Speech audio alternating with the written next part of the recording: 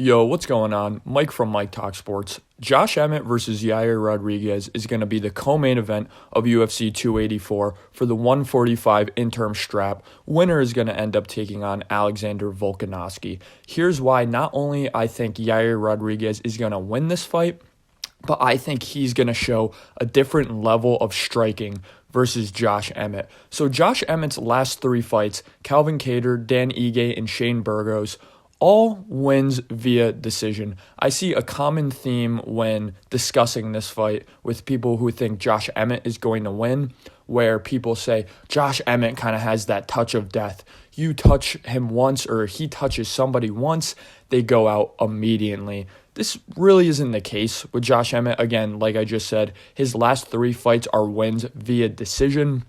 You look at someone like Calvin Kattar, obviously has an incredible chin. Took a lot of shots from Josh Emmett and was completely fine. You look at Dan Ige in that Dan Ige fight, very debatable whether Josh Emmett even won that fight. I'm in the camp of Josh Emmett winning that Dan Ige fight, and I'm in the camp of Josh Emmett losing that Calvin Kattar fight. Again, I think both of those last two fights from Josh Emmett could have gone either way.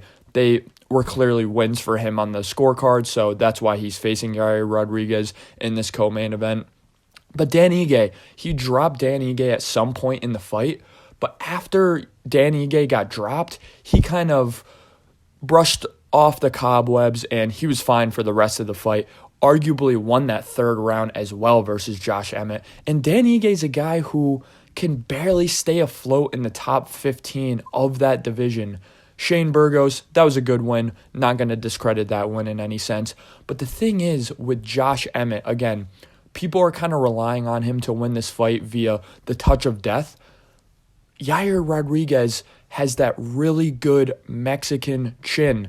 Mexicans are notorious for having a granite chin. Yair Rodriguez really fits that description.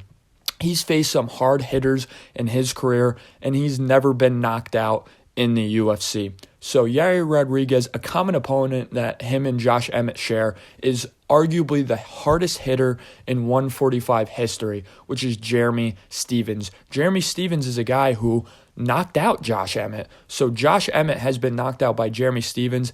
Yair Rodriguez fought him twice in that notorious eye poke, and then they rematched. Yair Rodriguez, over 3 rounds, ate some shots from Jeremy Stephens pretty well. Yair Rodriguez looked pretty fresh at the end of that fight, won it convincingly. And the reason why I really think Yair Rodriguez has this fight in the bag, the inactivity scares me a little bit. Obviously, his last fight was Brian Ortega, and that fight ended at the end of the first round, kind of with 40 seconds left, with the shoulder coming out for Brian Ortega. Before that happened, though, Brian Ortega is so delusional about how that fight was going before he got injured. Yair Rodriguez was embarrassing Brian Ortega on the feet. And I know Brian Ortega is more known for his jiu-jitsu than his striking. But man, Yair Rodriguez made him look foolish on the feet. I get it, Max Holloway kind of did that to him too. But Volkanovski was in a striking war with Brian Ortega. So Brian Ortega, not somebody to be taken lightly on the feet. So you look at Josh Emmett.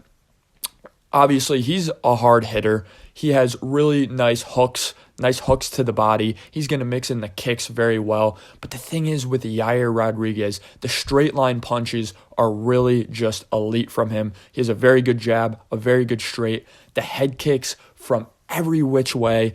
The head kick to the left, the right, down the center. His front kick is phenomenal. And when I look at Josh Emmett, and I look at his head movement and how he kind of dips in and dips out instead of feinting to the left and right, I can just perfectly imagine Yair Rodriguez feinting some hooks to the left, feinting some hooks to the body, and then just setting up that head kick perfectly, knocking out Josh Emmett with the head kick.